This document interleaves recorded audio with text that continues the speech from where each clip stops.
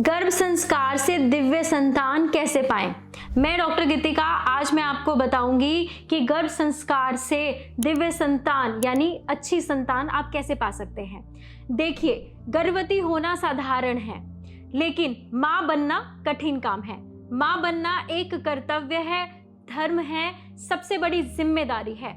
आपका होने वाला बच्चा आपकी ताकत है, आपका स्वाभिमान है, आपकी खुशियों का केंद्र है।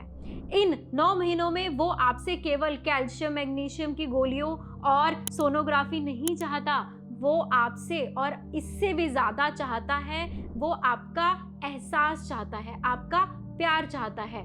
उसकी पुकार सुनिए, वो आपसे मदद चाहता है कि क्या आप उसके स्वास्थ्य, बल, बुद्धि, संस्कार आदि के लिए प्रयास कर रही हैं। आपका बच्चा ही आपके लिए सबसे बड़ा एसेट होता है। भविष्य में कोई इंसान जीवन में आपका साथ दे ना दे, पर आपका बच्चा जरूर देगा। आपको अकेला नहीं पड़ने देगा। आपके सिखाए गए संस्कारों के साथ जब आपका बच्चा बड़ा होगा तो उसकी समाज में प्रतिष्ठा होगी, उसका मान सम्मान होगा, तो उससे ज्यादा खुशी आपको होगी। इसलिए गर्भ से अपने शिशु को संस्कार देना अभी शुरू करें। गर्भावस्था में शिशु व माता का बहुत ही भावनात्मक व मजबूत संबंध होता है। माता के गर्भ में शिशु 9 महीने गुजारता है। इस दौरान शिशु को सब कुछ अपनी माँ से मिलता है। माता के गर्भ में शिशु को एक अति कोमल नाल के द्वारा माता के श्वास से श्वास तथा भोजन से पोषण मिलता है। इस दौरान स्वाभाविक ही माता के शारीरिक, मानसिक व नैतिक स्थिति का प्रभाव गर्भस्थ शिशु पर पड़ता है। गर्भ संस्कार का कितना महत्व है वो 2 ऐतिहासिक घटनाओं से पता चलता है।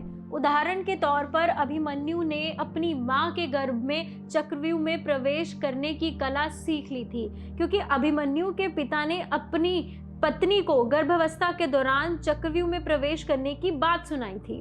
गर्भ में पल रहे अभिमन्यु पर इस बात का इतना प्रभाव पड़ा कि महाभारत के भीषण युद्ध में गर्भावस्था में जानी हुई विद्या का उपयोग करके उसने चक्रव्यूह को आसानी से भेद लिया था। जिस चक्रव्यूह में बड़े बड़े योद्धा प्रवेश नहीं कर पाए, उसमें अभिमन्यु ने बड़ी ही आसानी से प्रवेश कर लिया था, क्योंकि जन्म के बाद भी उसे चक्रव्यूह में प्रवेश करने की युक्ति याद थी। राक्षस राज हिरण्यकश्यप का पुत्र प्रहलाद महान भक्त कैसे हुआ? गर्भावस्था में देवऋषि नारद जी ने माता कयाधु को ज्ञान शक्ति का उपदेश दिया था। उसका प्रभाव गर्भ में पल रहे प्रहलाद पर भी पड़ा। इसलिए पिता ईश्वर द्रोही होते हुए भी पुत्र प्रहलाद एक महान भक्त हुआ। हिरण्यकश्यप ने प्रहलाद को अनेक प्रकार के भय दिखाए और सजाएं भी दी, किंतु प्रहलाद में वे संस्कार इतने ज्यादा दृढ़ हो गए थे कि भयंकर सजाएं भी प्रहलाद को ईश्वर भक्ति के मार्ग से डगमगा नहीं सकी। इससे पता चलता है कि गर्भ संस्कार कितना ज्यादा जरूरी है। हर माता पिता के आचार विचार का असर गर्भस्थ शिशु पर पड़ता ही है।